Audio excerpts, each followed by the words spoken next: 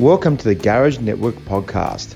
Join us and the occasional special guest as we discuss everything automotive, from fixing cars as a technician, owning an automotive workshop or business, overall work-life balance, and even the occasional laugh. In this episode of Wednesday Night Live, which is the first for the year of 2022, the panel discusses the difference between Obd Data and enhanced data. Also talk about some training that we have coming up for this year. And then we finish up with a bit of a business talk, discussing about the different types of costs of doing business. So we hope that you guys enjoy it. Gentlemen, how are we?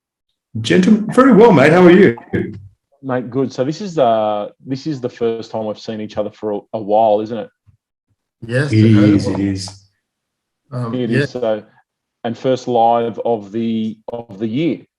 Yes, correct. Probably a good time to let our listeners, watchers know as well. The plan we've sort of put together going forward is every first Wednesday of the month is what we're sort of going to be looking at.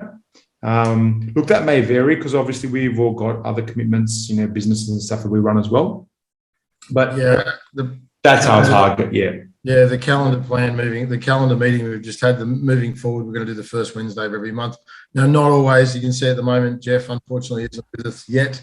He will probably jump in very, very soon, I would hope. But obviously, I could. Well, why don't we go around the board and introduce ourselves?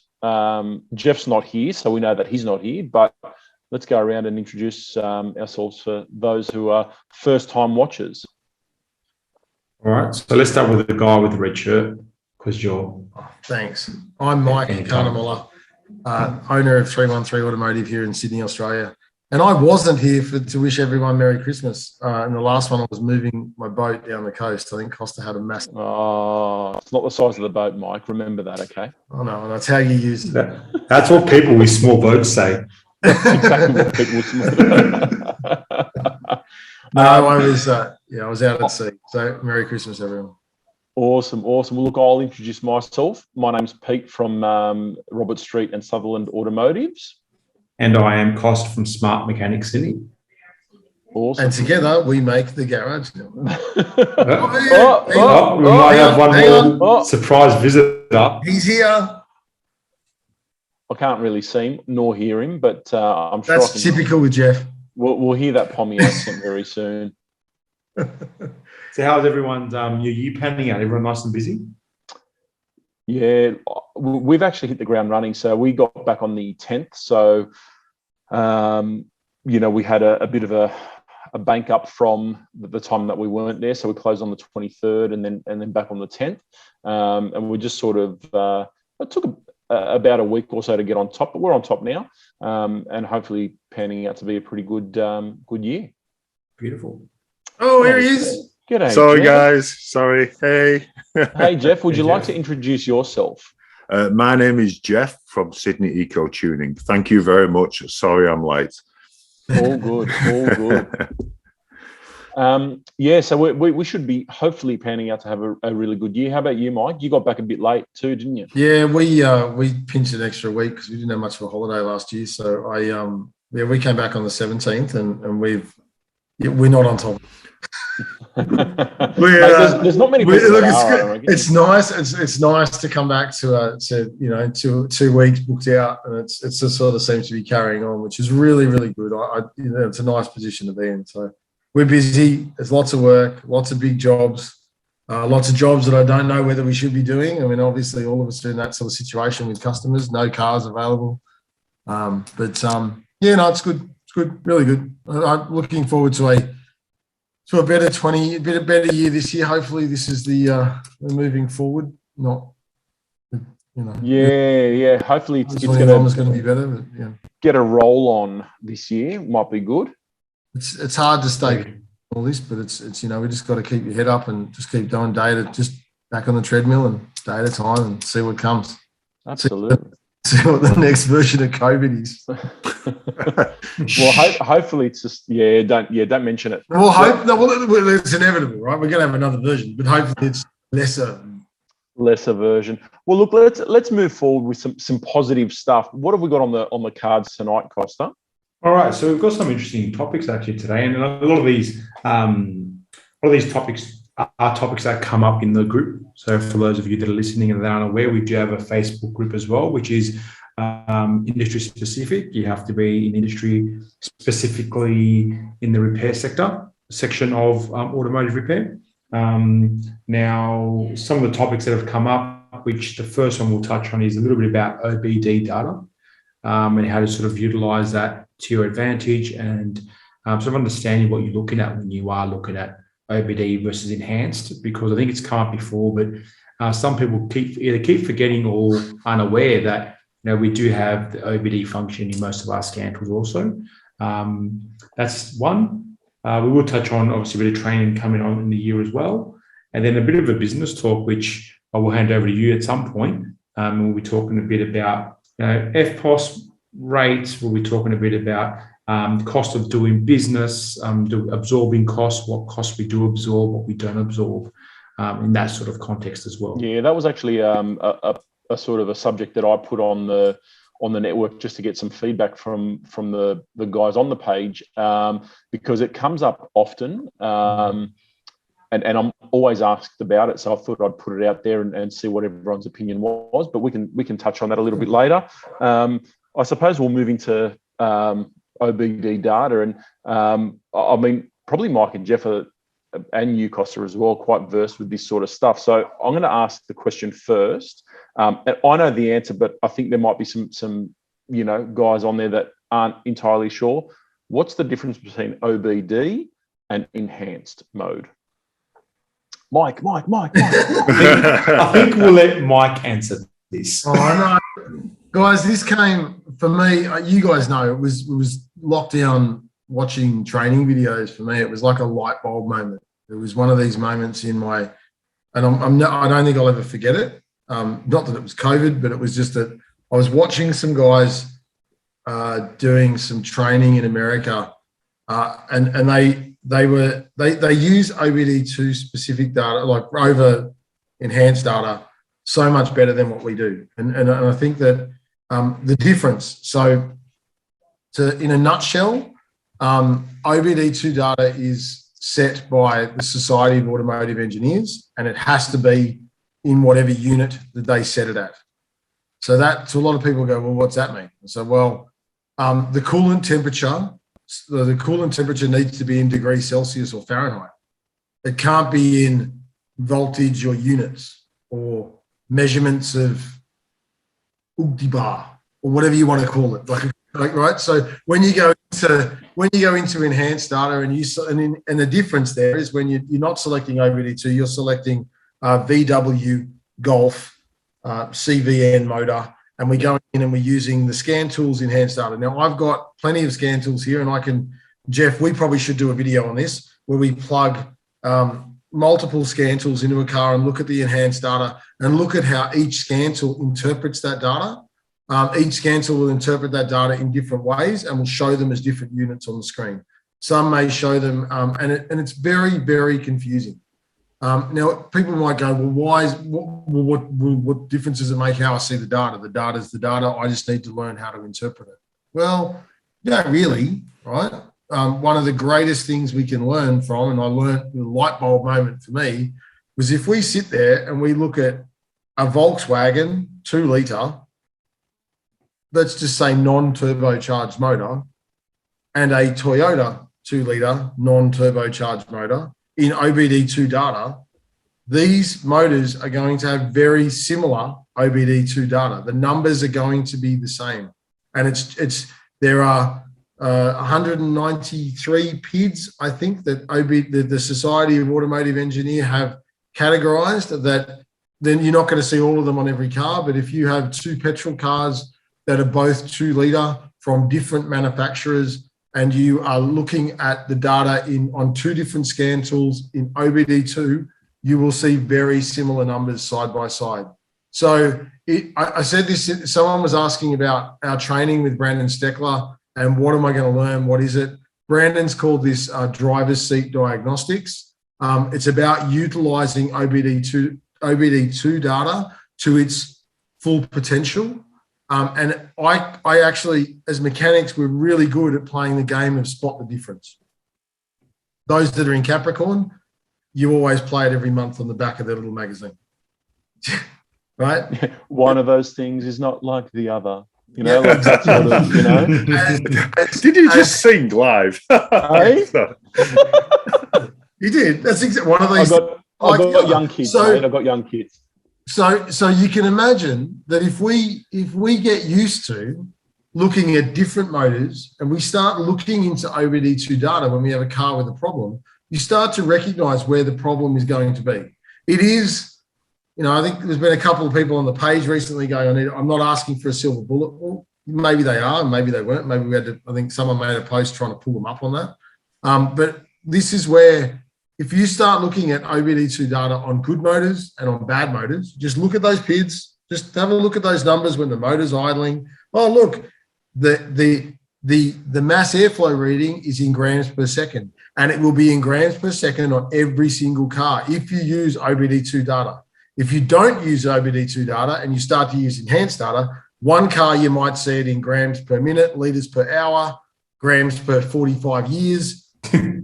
I think we've all fallen short of that, haven't we? Yes, because you sort of start to go, hang on a minute, that number, that doesn't look right. And it's like, well, hang on, it's in litres per hour. And you're like, what the hell? Like, or litres per minute. And you go, I'm used to seeing that in grams per minute. Or you'll see certain things in voltages or in degrees Celsius, or you will see them as a limit. Now, the Americans did it. I mean, I think I'll leave the rest of that up to Brandon, but there was some very, very, and this is why I reached out to him and asked him specifically about this type of training. We're not sold out. There are plenty of tickets still available. It is on the 23rd and 24th of February. It's online. It's 2 hours a night for 2 nights. You do get his ebook. We'll give you his ebook after the training. You get it after the event because tickets will be sold right up to the event. And it will, you get it to keep his ebook. His ebook's worth $100. You'll get that for life. And that is driver's seat diagnostics. That is the. Can I just touch on just with that, Mike? Also, even understanding the importance of certain measurements and why we look at them. Like, why do we want to care about air mass? Why do we care about how much air is coming into the engine? Why do we care?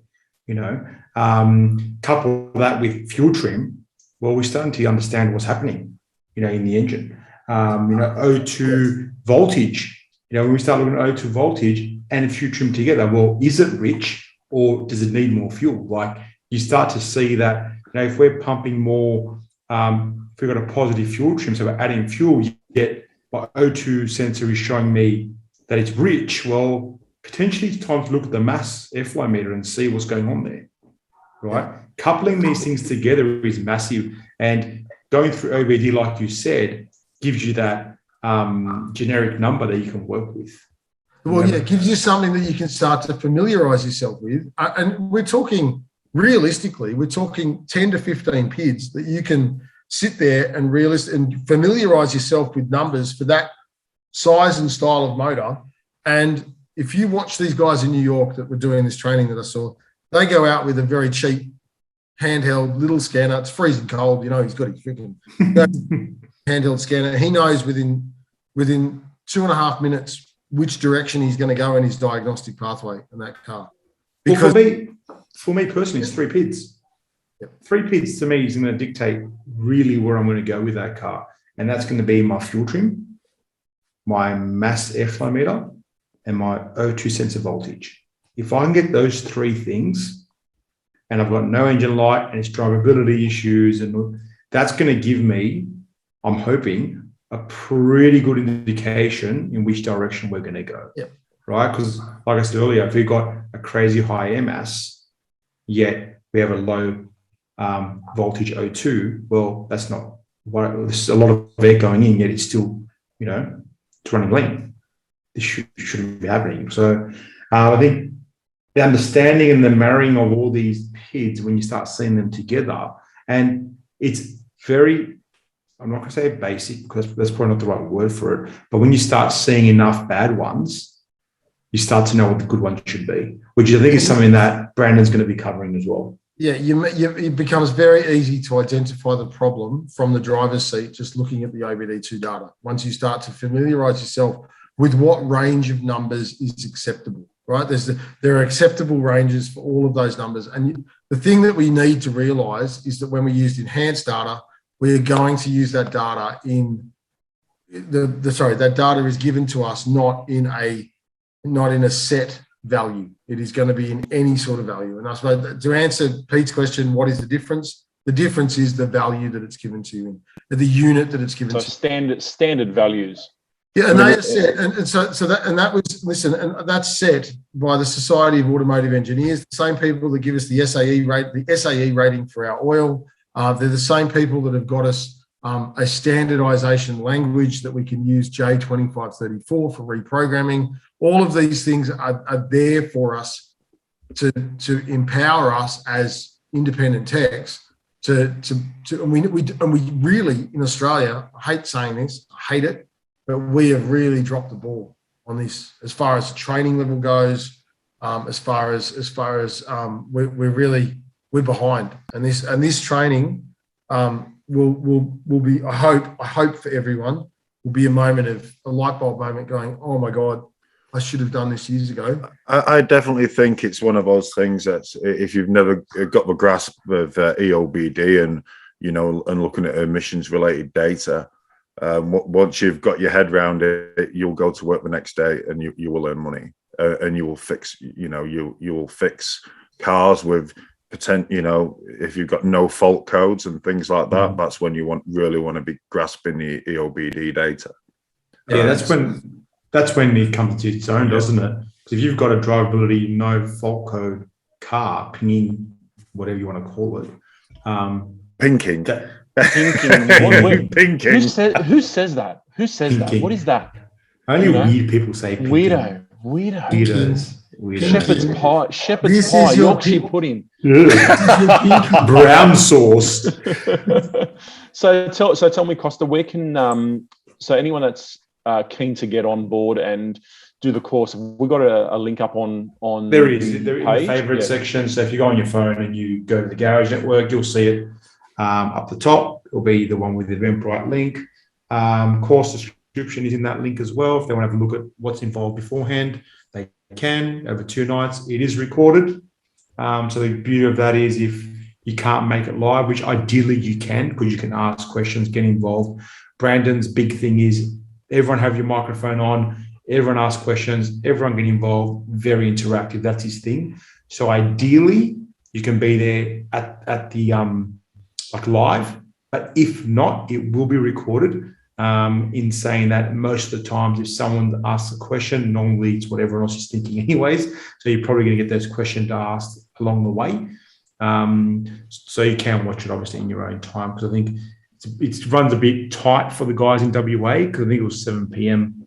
Eastern Standard Time, so it will be a bit harder for them to watch, so they can access that training in their own time. They'll be sent to the link if required. Yep, awesome.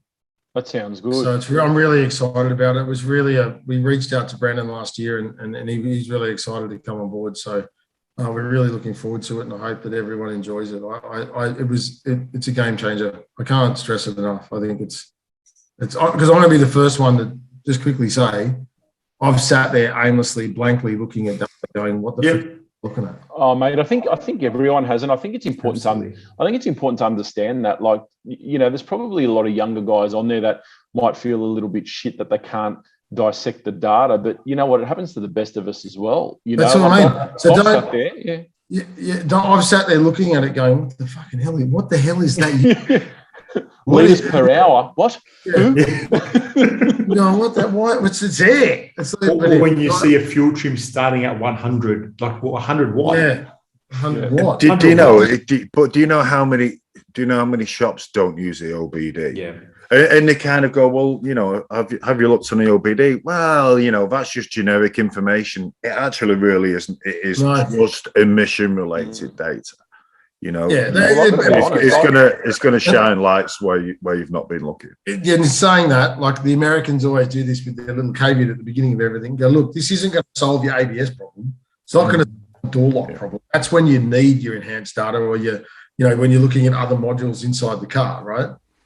This is going to help you with drivability issues, and it is going to help you with OBD2 issue or check engine light issues, right? This is we've got to remember that this is a segmented box really for drivability issue, and excuse my language.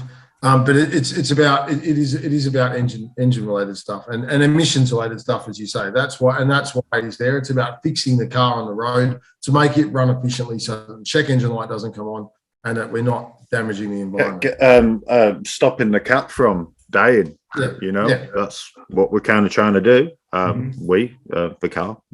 But no, that'll be really good. I'm certainly looking forward to that. I mean, if you, I dare say, everyone should know who Brandon Steckler is. If you're in the Pico world, he's done some great pressure analysis stuff as well. He is a super clued up guy, and a very nice guy as well. That's my next training room. Yeah, well, yeah. I want to do some WPS stuff. I think we all do. But EOBD first.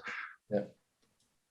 It's good. I think it's going to be a good course. So for anyone listening, if they want to jump on, click on the link. It's the Eventbrite link, isn't it, Costa, at the top of the page? Correct. Yep.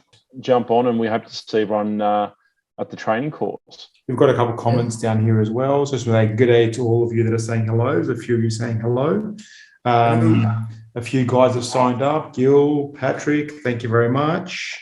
Gil saying... Gil cracked me up. Gil cracked me up the other day when I think Jack Mackay put something in thousandths of an inch. Yeah. And he said, how old are you? Yeah. And I know Jack's quite young, so that was I had a good laugh at that. Because he's had a good mentor. That just means you've had a good mentor. If you talk in thou, it means you've had a good mentor. Yeah. 100%, well, I don't know. What was it? That was one sliver of fag packet, I think, back in the day when we were back when he used to smoke. But doing some points. I just put a fag packet in it; it'll be right. But there was no EOBD then. But what did you call him? Oh, I don't know. So rude. Well, I'm not playing this game. Fag. I mean, that's so rude. I'm not playing. Homosexual friends. Don't be like that. And banned. Oh, we just got cancelled. Great. What else we got, Costa? Glenn also mentioned he signed up. Little tip: record it, because every time you watch it, you'll pick up something you've missed before. Yeah, agreed. Absolutely. Good tip. Definitely a good tip. I would agree with that. Yeah. And you can refer back to it too. Absolutely. But I mean, you are going to get the ebook as well, so that you can refer back to some data from there as well, some information from the ebook too. So I just read through the comments, make sure I miss anything. Brian Cutter, g'day, Grant. He talks in inches and feet and yards with the old boys on site. Of course he does. He's working on some big boys as well, like on some big machines. Stuff. Big stuff. Big Where's machinery. your mind going, you grub? I know. Where's your mind going? Don't. Sorry. I've had a long day. 6 inches always sounds better than 12.5 centimeters. What are you measuring? Oh, goodness. What are you measuring? Is that the beer bottle? The beer bottle. Let's move on. This is. Yeah, let's move on before this goes straight into the trash. How many beers has Mike had? I reckon you're 3 or 4 deep. Sorry, Matt, Matt, can you just do me a favour? Can you just show everybody on the Garage Network what you think 6 inches is on that? No. Moving on. Guys, we're moving on. So let's move on. Yeah, moving right along. So, leaving the measurements behind. So we had a leave the measurements behind. I put up just a bit of a subject, and it got a bit of interest in it. It was about FPOS fees, and I suppose the main reason that I put it on there was because a lot of people were asking me about whether they pass on their fees or not, and I thought, you know what, I will put that out to everyone and see if we can get some feedback on it. And there was a bit of a divided sort of stance on it. There were some people saying, look, I absorb the cost of the fee. Other people saying, no, we should pass them on. So, I mean, I suppose you would sort of imagine looking at it in a few different ways, but we spoke about what is cost of business, and I think it was Brad McGrath that actually put, well, I consider that a cost of business, a cost of doing business, and I factor that into my hourly rate. Now, I personally absorb the cost, and I know Mike does as well, because we've spoken about this before. There are a few other people that pass on the cost. I think maybe we just put it out there, and maybe we'll work. Well, I guess there's another way to look at that. Costa down to Mike, down to Jeff. Jeff can go. Who's already started? So sorry, I was like, way ahead of myself. Go. How would you guys feel if your suppliers was charging you for the card fees? Look, I agree. Yeah. I totally agree with that. But some of them do, because I tend to pay a lot of my work bills on my American Express card, because we like to collect the points and go on family holidays or whatever we do with those. But and some of those, I absorb that as a cost of doing business to me. So, but I know that I think it was Peter Banning that said, put yourself in your customer's shoes, and how do you feel when someone does it to you? I personally, you don't go to Coles and Woolworths, and Coles and Woolworths don't pass it on. I can tell you what, Woolworths, they absorb it. They absorb it as a cost of. They absorb it, and you know how they absorb it? They absorb it by negotiating with their merchant. They absorb it by negotiating a very good merchant agreement based on their buying power and their position. And what I'm going to segue a little bit here. I absorb ours because we have gone through one of our associations, and they've negotiated a very good rate that means that it's not a high amount of money. And this is that sometimes people go, well, why would I? There were some discussions last year. Why be a part of the AAAA, or why be a member of the Motor Traders Association? These are the reasons why you would be a member of an association like that, because they negotiate on our behalf an agreement, a bulk agreement, to get us a better rate. And we won't talk about the rates. You need to go and have a talk to those. You need to make a decision about going to those associations, look at the membership fee, and look at what savings they could offer you as being part of that group. And they go as a group discount and get an FPOS group discount as a buying group. I believe that is in a very similar fashion to if you were a part of a buying group for tyres or whatever the case may be, you can get a bigger discount off the top if you're part of a buying group. Well, very similar to Capricorn go out and negotiate with an electricity company for us and a phone company for us, and when we buy it, we may use them they're supposed to negotiate the best rate. Whether that's the best rate for you in your state or city, that's up to you. You need to do that research yourself. Obviously, you need to do your own due diligence. But I truly believe that you can't beat the group, the negotiated group rates that these associations will give you. For someone turning over, an average sort of fee within 1 or 2 months, you paid your membership fee. So it does negate from what you save. What you save in 1 or 2 months pays your membership fee, and you get that money for the other 10 months of the year. Now, it's not to say that you can't approach your bank or your merchant facility that you already have and negotiate the fee as well. So it's important to understand too that even if I know you're with an association, I have both of my merchants through a bank, and we've negotiated quite a good rate just directly with the merchant facility as well. Is it based on turnover? Look, in some cases, maybe it is.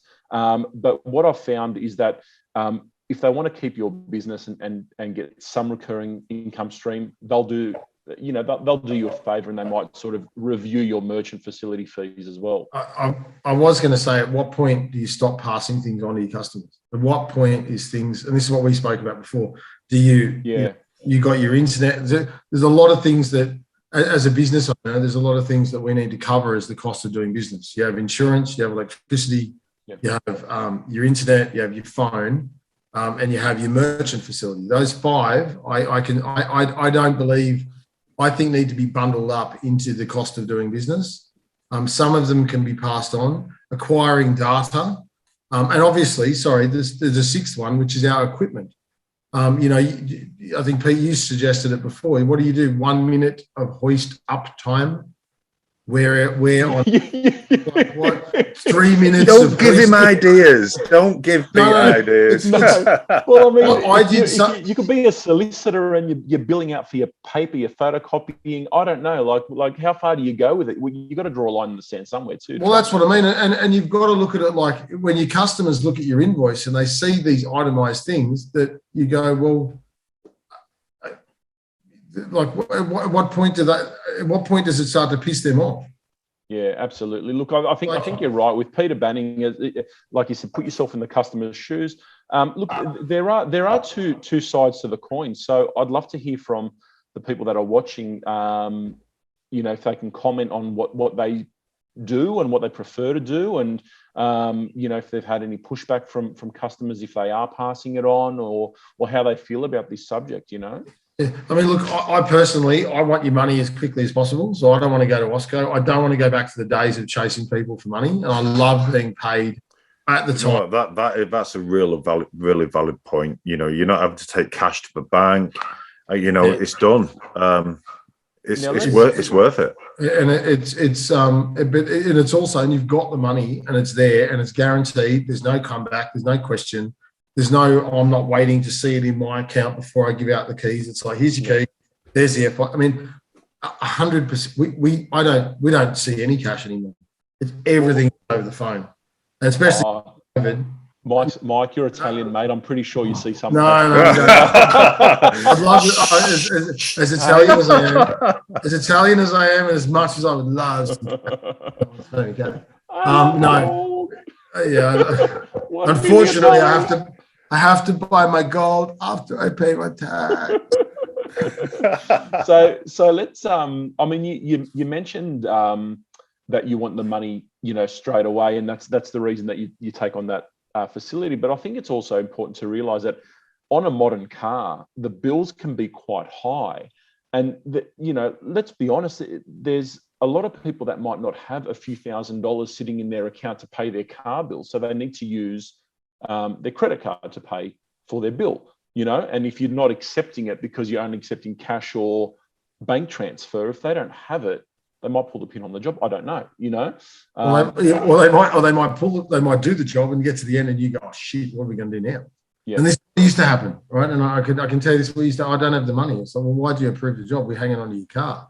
And then you get in this legal argument where we will probably legally, you aren't always entitled to hold a lien over somebody's car, especially if they use it to earn income. They didn't sign a job card saying you're entitled to hold a lien over their car. The police can come down and say, well, no, they're entitled to have their car. And unfortunately, mate, you need to pursue them for the money later on. This is a civil agreement and it's a civil matter. It's not a police matter. You need to give them back their possession. They own the car. The car is registered to them. You need to give it back to them, and away they go. I'm sorry, sir. Your car fell off the hoist and it's on its roof spinning. or your car's just run on and I couldn't shut it down, so it's blown up. But yes, I think you're right. Is there a certain point where you sort of go, okay, well, and I'm just using this as an example now, so I'm not using figures in particular. I just want to make that disclaimer. So let's just say you had a 1% fee and it was a $1,000 job. Is it worth your while to lose that job for the $10 fee that you need to suck up? Or would you prefer to take that credit card, pay the $10 fee and get your money in the account the following day? So that could be something that... I believe the cost of doing business needs to be built into your hourly rate. And if you haven't worked out that from some things, and I've spoken about this before, some things I personally have used the cost of... There is all I can bank on in my business is doing a service and a pink slip. Here in New South Wales, we're lucky enough we need them annually. My whole database, if I looked at it at the beginning of a year and said, how much money can I make this year? I go, well, every one of those customers needs a service and a pink slip. So that's, it's whatever my hourly rate is to do a service, regardless of what oil and filter goes in that car.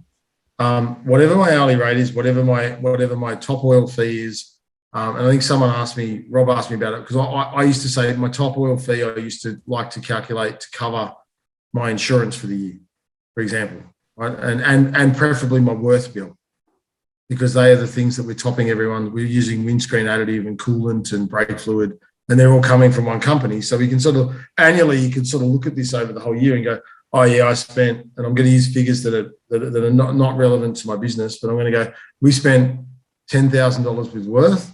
We did 4,000 cars.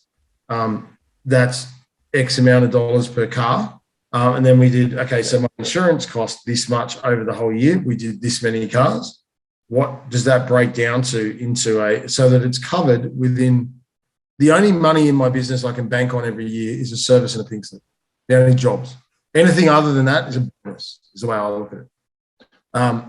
You could even use an average though, Mike, too. Like even if you wanted to, you could use an average and sort of say, okay, well, look, on average, last year I had X amount of dollars in merchant facility, and I billed out X amount of hours on average yearly, and then just divide the two, and that's what you'd probably I don't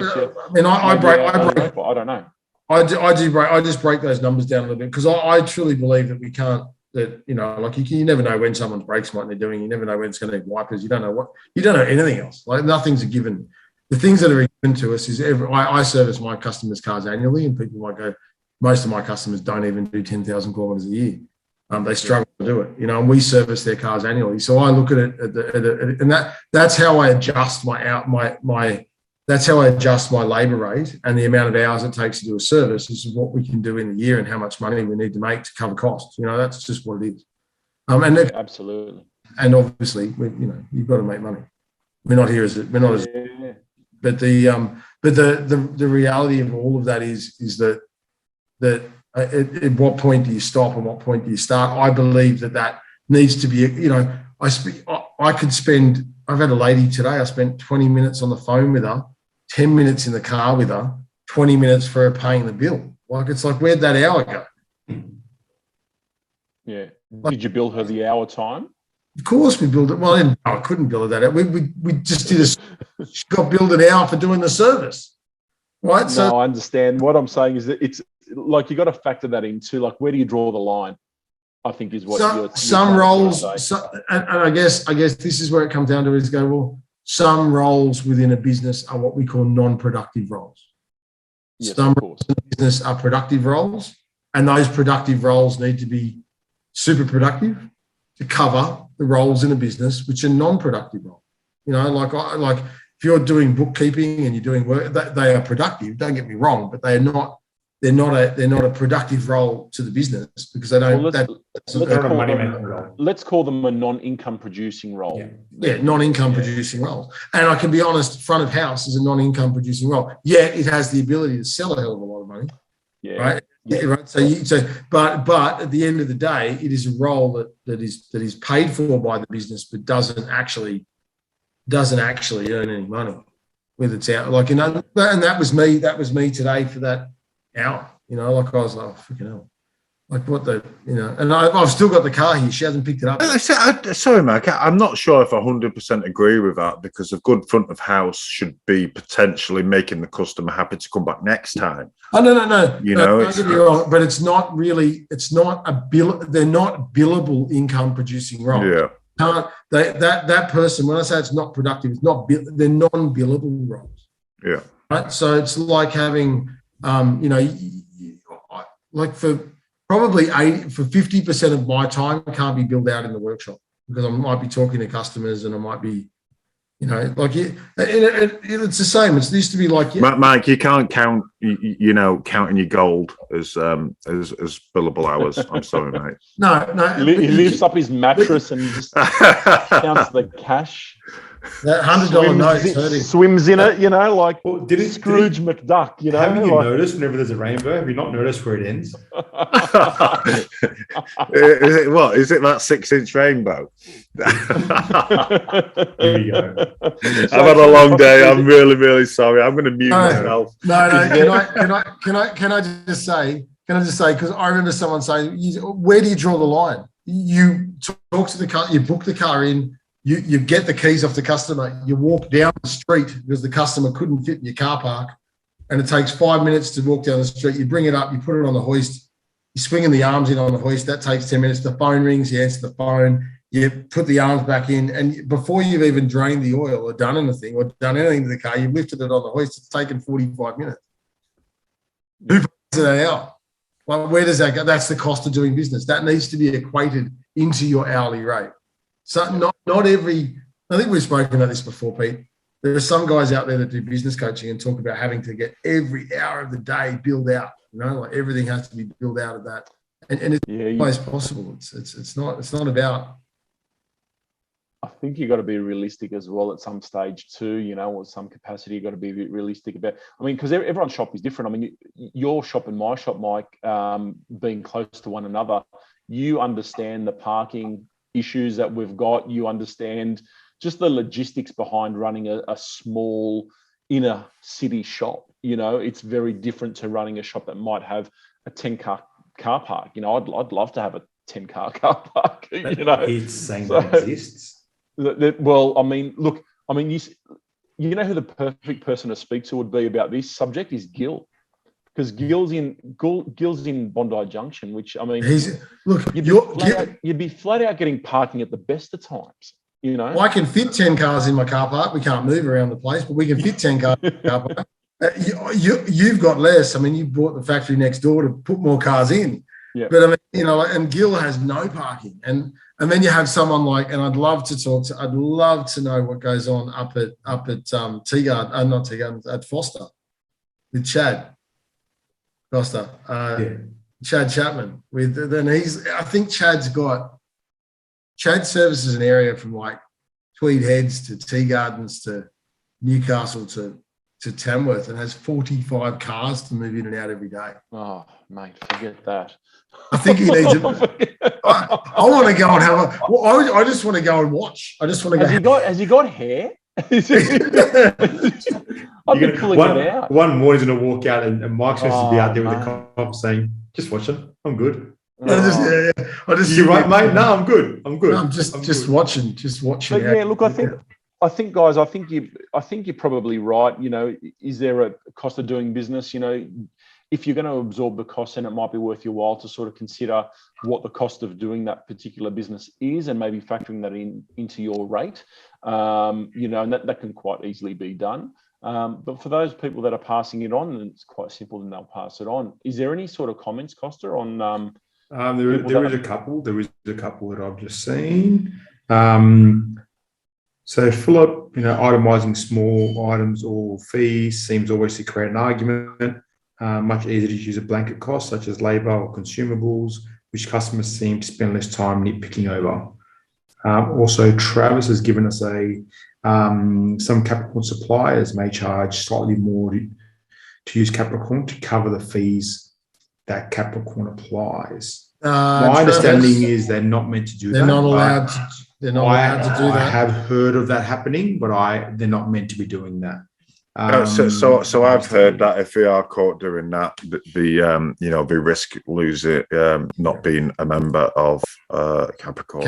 Yeah, I would be very surprised. Well, this is a and also Adam loves his car park, Pete. Adam. You know what? I'm so jealous of his workshop. It's not the size of the workshop. Remember that, Adam.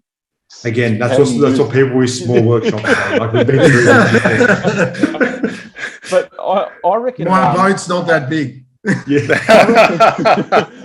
I reckon that's a good point though with the Capricorn, is that you can use that as an example. Now, so if you factored in the cost of doing business to get business, I've used suppliers purely off the back of the fact that they're affiliated with Capricorn, 100%. and it's been easy for me to get the parts. So for them, they're probably quite happy to suck up a little bit of the fee in order to gain my business. It opens up a whole new world for them. That's a way to look at it. Yeah, Travis, if you're listening, you need to speak to your Capricorn rep and explain who they were and show proof of that. And you need to talk to him. That's all I'm going to say. Yeah. Yeah, so you need to bring that to your supplier. Just reading something he's saying, he said that he's had a supplier tell him 2 different prices, one for cap, one for non-cap.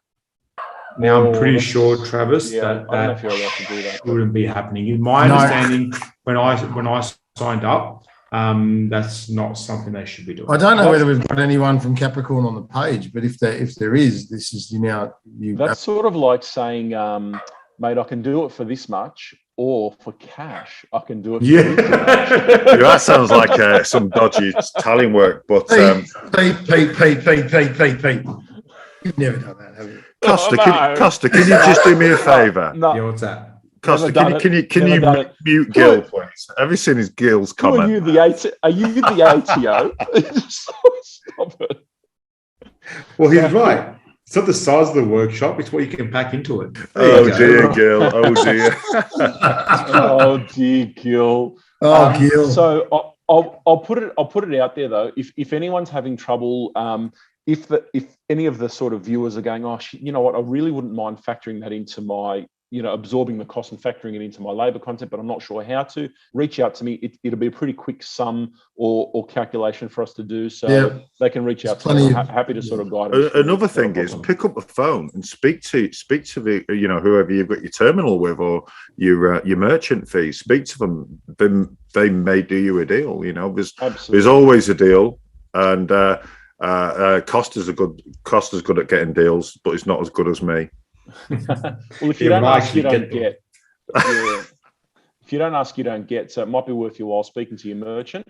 Or have a think about joining an association. Join an association where you can get a bit of buying power happening as well. Yep. So there's some other things. The AAA are going to have a merchant terminal set up for you. I think they have one now, but they're looking at the fees. And well, we might as well segue into that. So speaking of the AAA, Mike, is the show still on? The show is on. We awesome. are. It's all systems go, guys. The show is going to be on in Melbourne. It's the first time you're going to be able to catch up with your mates for a beer. So awesome. All of us, that is. But yeah, no, the show is definitely on. We are on. All systems go. Nothing is changing. 7th to the 9th of April, down in Melbourne. It's the biggest trade show, the automotive trade show in Australia. You've got the workshop of the future stuff that's going on there. It's going to be a fantastic event. It's free. You don't have to be a AAA member to attend. Anyone in the industry can attend. But you've got to register, don't you? You've got to register, yes. You do have to register. We may, I can tell you that I can, give me a sec, I'll see if I can post it, or Costa, if you can post it on there. It's auto aftermarket show. I'll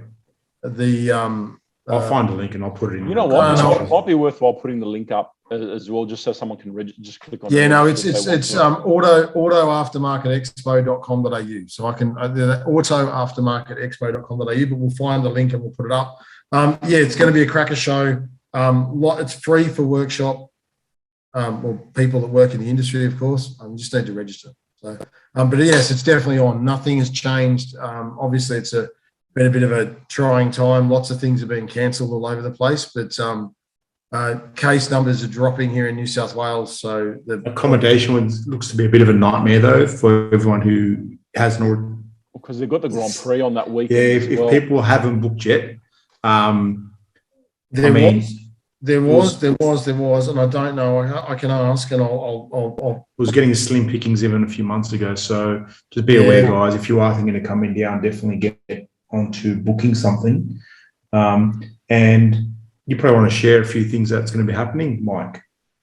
Yeah. Why should people go to AAA? It's not going to be for the awesome Garage Network after party, is it? No.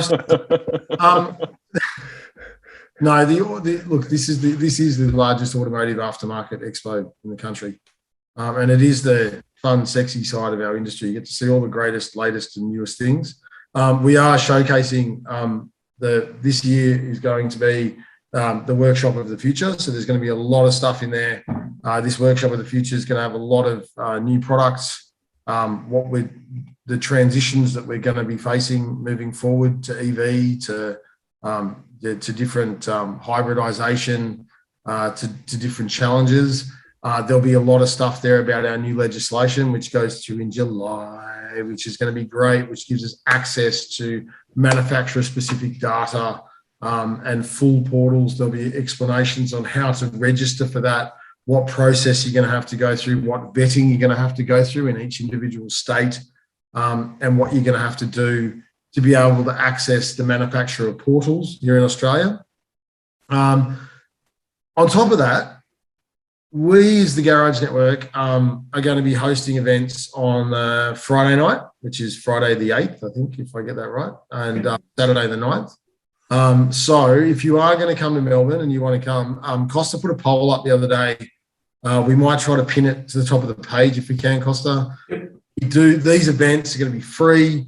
They're free for our Garage Network members, but we need to know if you're attending. All of these things we're obviously going to pay for via our lovely sponsors and people that are partners that we're with as well. Partners, and that have come on board to give us some money, which obviously helps us buy food and drink for you.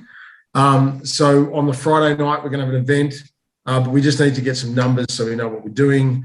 And the Saturday night, we're having a cracker event. Saturday night's event is going to be the event of the year for the Garage Network. Ooh, that sounds awesome. To be really exciting. It'll be at a bar to be disclosed with lots and lots of alcohol, lots of food. And everything is free. There is nothing you'll need to pay for. So you just need to come along. But we need to know if you're coming. We really need to know because we're going to have to cap numbers. So obviously, I think we have to cap numbers for the venue as well. That's not for us. It's for the venue. We need to. They want to know numbers, and obviously, if you're going to come and you're going to attend, you're going to have to abide by whatever Victorian state laws are, which may mean you might need to be double vaccinated, triple vaccinated, whatever. Sign in with the big app. Don't crucify us for those things. That's Victorian venue stuff. Yeah, it's not our. Not our. All we can do is book it and be there, and venue sort of numbers. And if that changes, look, that may change going into the next few weeks. We don't know. For now, we have a decent number we can play with, so we can have a lot of us there. So we've got about 30 or so people coming on the Saturday night. So we need to know if you're going to come down, if you're down in Melbourne, or if you're in Melbourne and you want to come along, please do so. We're happy to reach out. Even if you reach out, if you can't find the poll when you want to come, reach out. Just let us know. We'll make sure you get your number added to that list so we can cater for everyone and we can make sure that we've got enough money on the bar to buy you beer and wine and I don't know, spirits, whatever. Yeah. If you don't drink, there's water and Coke, lemonade, whatever. Yeah. Cola. Excuse me. So, and don't forget making his 6-inch. That's right. Nothing that. Yeah. Plus head. Of the beer, right? Hey, what's the time? It's time to wrap him up. He's almost down the bottom. He's almost at the bottom of his second beer. Wrap him up now. Why don't we recap? So let's recap. So Obd Data, jump on the Brendan Steckler course. You've got the link pinned to the top of the page, correct? Yep. And in the meantime as well, if you do have any questions, drivability faults and stuff, share them in the group. There's plenty of clever people in the group that can steer you in the right direction. Only thing we always ask, as always, do some of the basic checks yourself. Please. Basic things like, fault codes, smoke it, all these sort of real basic stuff that you would normally do before you start getting compression. Just stuff that you would do before you start scratching your head. Make sure they are done. Let us know they are done. Then post your problem and record that data because we're going to ask you. I'll guarantee. I sit there and have a beer and go, "Hang on, has he done this or what's he done?" Oh, yeah, okay, no. We need to sort of get a bit of an idea. When you say I sit down and have a beer, are you talking? I sit down and have. I've only had two. You guys are crucifying me. I've had two. Let's turn your camera. Let's see what's behind. Tilt it down. No, we believe you. We believe you. Don't. Yeah, we believe him. We believe him. It's not empty bottles in that Red Bull fridge. So yeah. OBD, yep. Yeah. One thing as well with that, for myself personally, the more effort I see people put into a post asking for help, the more I'm encouraged to actually help. the silver bullet questions. And look, don't get me wrong. And by silver bullets, I don't mean, asking for times. That's all cool. Maybe you might ask for a common fault. That's also fine. But doing those basic checks that if you've got no direction, that's also fine. Ask if you don't know where to start. That's also okay, but just don't expect the answer. Well, look, let's go one step further with this, and we're talking about data providers, and we've been recently using the MotorTech software from the VACC. If you get on there, you'll find that there's actually a wealth of information on there with common issues and component testing. The component testing is really good also. And last week. Even technical service bulletins. We actually diagnosed the car based on a TSB. So our sort of diagnostic pathway with it was we scanned it, and then the next thing we did was we went straight to the MotorTech, got the details up, and it was like, oh, TSB, click on that. Wait a second, that's exactly our symptom. Beautiful. So, it's definitely worthwhile. If you don't have access to data, it's worth your while considering getting some data, whether it be any of the data providers. We're actually quite happy with the MotorTech stuff at the moment, so we're using that. Speak to the guys at the VACC as well. They should be able to, actually, is the link on our... if anyone searches VACC, the link will come up. Yeah, so if you want to know who to contact... let them know. Let them know you got a garage network. You get it helps buy beer. Yeah. Awesome. Well, not only that, if you sign up with VACC, let us know that you've signed up and you've used our little thing. We'll send you a T-shirt. We'll send you a T-shirt. And we'll send you a free T-shirt. How's that? But yeah, that was number one. Obd stuff. We also spoke a bit about our business absorbing costs and if you can't calculate that, call Pete. Yeah, so if you're having trouble, if you sort of decide that you want to absorb the cost, and say, okay, you know what, I'm thinking I'm going to absorb the cost of this in my hourly rate. Ring me, let me know if you're having trouble, and we can sort of work out how we would do that. It's going to be a pretty sort of simple set of calculations to do, but I'm open to a phone call or a message. Shoot it over, not a problem. We just have a couple messages that I'll just flash off, guys, as well before we go to the end. Gil is washing his food. Washing, ironing, food, and entertainment is on my case. See you boys. So in other words, see you guys in Melbourne. Brant will be there as well. Gary Orion. Yep, correct. Call me, like you said, wasn't it? Gary Orion. So the few times I've used MotorTech seems to be pretty superior to other manufacturers. I'm not going to say it. People can read themselves. Seems like a more complete database about the car. Insert a picture of me pointing and smiling to a MotorTech sign. Well, that's good. I mean, that's. I think we've sort of covered all of it. Is there anything? Any questions from the guys on the page at the moment, or anyone watching? Is there any? I will just a little bit of a lead into next month. Next month we're probably going to have a guy on from VACC Insurance. Just to answer some of those questions, I did notice the questions about bosses not covering your tools in the workshop and not having someone made a post or that lost keys and we had another question during the earthquake in Melbourne about a car falling off a hoist. So I have asked for our March Wednesday Night Live. We will have an insurance expert on here just to answer some of those questions. So guys, if you do you look at this and you might not watch us live and you may have some questions, shoot us the questions if you have any, or tune in on the first Wednesday of next month in March. Yep. And we'll go live and we'll have someone here to answer some of those questions. They're questions that I think are very, very valid points. I mean, maybe you need to have your own insurance. If you've got 50 grand's worth of tools in your boss's workshop, he may not have 50 grand's worth of cover on your tools. Yeah, good call, Mike. You really need to have that. You have really that conversation. Let's have a conversation with VACC. You may have a conversation with him, and you may have some questions, and you may need to get your own insurance. There may be something that someone like VACC can provide for you and it would be tax deductible, of course, for you as an employer.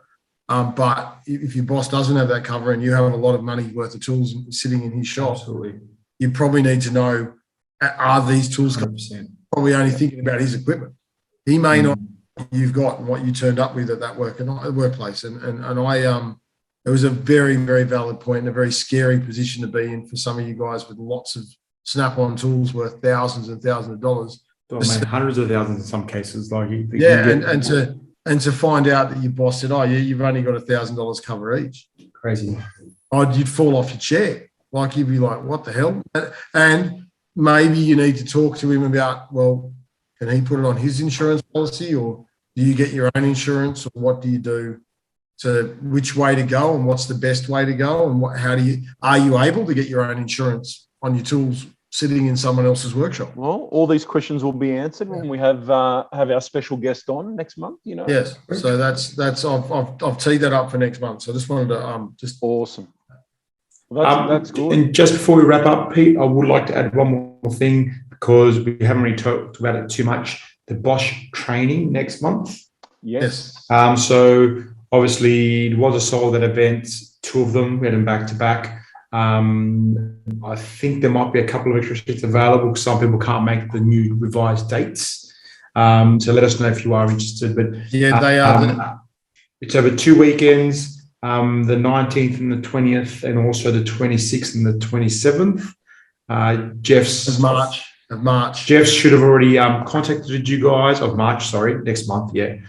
Jeff should have already contacted you guys. I think a few of you that didn't get through to has left you guys messages. I'm pretty sure I got through to most, but I'm going to do a reminder call anyway. So you're going to get to call. You're going to get to speak to me again. Aren't you all lucky? Unfortunately, but yeah, just to double check. I mean, it's been strange. Yeah, time, so I'll give you a call. Have we got tickets available for both, or is one still sold out? No. One's sold out, but there's a chance, obviously, because I'm going to actually call them if anybody can't make it, or COVID, or I hate saying the C word. If you are interested, let us know. If there's a space, we can possibly get you in. Obviously, as a reserve, but hopefully that doesn't happen. Hopefully, everybody that's booked and paid can come and doesn't get struck down with anything. But fingers crossed. Awesome. And I suppose just finally, we just want to thank our partners as well, who are giving us the opportunity to sort of provide this stuff to the guys on the pages as well. Like these events from the AAA and stuff like that. That's really good. So, Mike, do you want to run through? Big thank you to Motortech and VACCR Auto. If you're looking for any information, software or programs, check out Motortech. It is second to none. It's fantastic. Comes with Haynes Pro. Very, very good. The boys are out on the road, I believe, here in Sydney at the moment, visiting some of the Garage Network members. Speak to the guys. Well, the boys at TuneUp have been very supportive as well. TuneUp, yep. I'm going to go TuneUp, and our newest sponsor, which is coming on board, is behind me. I'm saying it because it's done. The deal's done. So we're right. We're here. They're behind us. Will be Century. These Wednesday night lives will be proudly brought to you by Century Acid Batteries. Mate, so awesome. It is going to happen. So maybe a couple more on the way, but let's just see how we go. Well, it's good. Excellent. I mean, partnering up, giving us the opportunity to sort of put out, like you said, like we're going to have the insurance expert on board, on the next Wednesday night live, hopefully giving some information, access to the Motortech, our auto stuff. Obviously the tune-up stuff's been really, really good. I mean, I'm on board with using that anyway. So, but the boys have been very supportive of us. So, very, very happy. Yeah, and if you guys can, looking forward to catching up with everyone in Melbourne. If you're down there, let us know.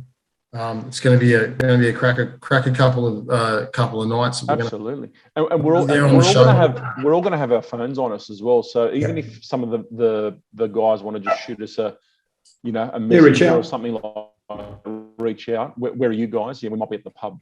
So, well, chances are we'll probably be at the pub. It's 8:30 a.m. For those guys, for those that aren't going, between the 7th to the 9th of April, we'll be going live randomly through the day, costing on motion cameras, and we'll go live. Anything we see at the show that we think is a game changer, something that's great. We'll show you the workshop of the future for those that don't Awesome. attend or anything like that. We'll try and make you involved as much as we can, and take you on a bit of a lounge chair tour of the show, and have a bit of fun as we go around. Jeff's going to be our cameraman. He's got all these GoPros and other things set up, so he'll just be following Costa and I around while we check out products. Awesome. Oh, sorry, is this during the show or at the evening? During the Honestly, show. disgusting. Oh, okay. During the Disgusting. Where are you Mate, going? Look, I can't man? help it. I can't help it. Seriously, Mike in despicable. his 6 inches, you know. Can't, mate, someone control this guy. Control this guy. I've had a, sorry. No. I apologise. All right, guys. Well, look, I suppose on that note, we better go. Yeah. It is getting late. Thanks for everyone for watching.